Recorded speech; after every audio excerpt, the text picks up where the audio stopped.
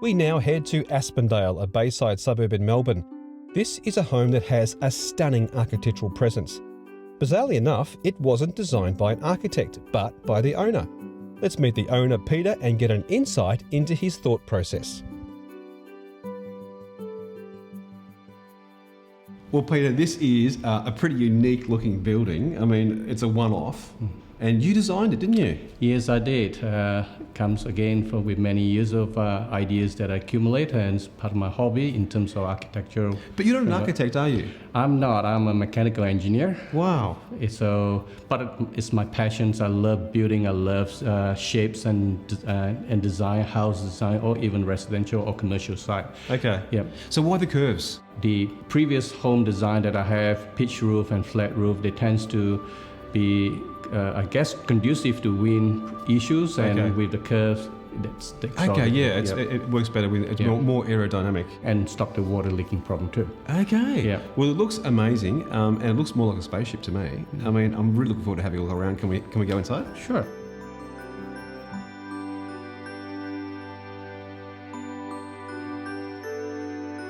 I love curve. I always enjoy curves. It's better than sharp corners and whatnot. But it takes a bit of a challenge to come up with curves. So especially the ceiling, and it flows right through the kitchen itself. As you can see, the kitchens have the Korean top and curves. Korean's great because you can mold it into any shape you want. Exactly right. Because it's basically plastic. It's a plastic resin, and they're quite hard wearing, but you can mold into whatever intricate shapes you choose. Now, the rooms are placed really well. You did the interior design layout of the floor plan, didn't you? Yes, everything from right to the decimal point of the house dimensions. Oh my goodness.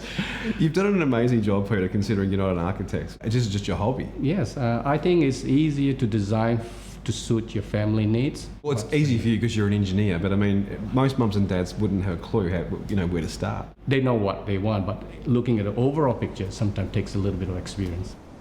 With a design like this, it's an unusual design. How do you find a builder who can build this? Well, it takes a bit of research, and finally I found Home Tech, and through their display room, I thought they have the right, quality as professionalism in terms of finishing. While it was a little bit different, than your average home or what we've been accustomed to over the last few years, 25 plus, I wanted to do it because it was different. The engineering side of it was different. It's more like a commercial building than a residential building. So everything had to be precise, prefabricated. Even the floor that we're standing on, it's a fully suspended concrete slab. The roof ceiling from floor is 3.5 meters. The footprint is not really big, but when you look at it, it actually, the magnitude of the size. And I think also building not in a traditional roof style, this is great because you can go all the way up. When you have not a pitch type of roof, you have a curved roof, you can actually maximize right to your boundaries. Yeah, that's exactly right. The bulk of it is a looker bond. Probably about, I would say, 40 to 50% of the external is made up of window glass, and these are special triple glazed windows. This is the gizmo house, isn't it? It's got so many little gizmos and technology in this.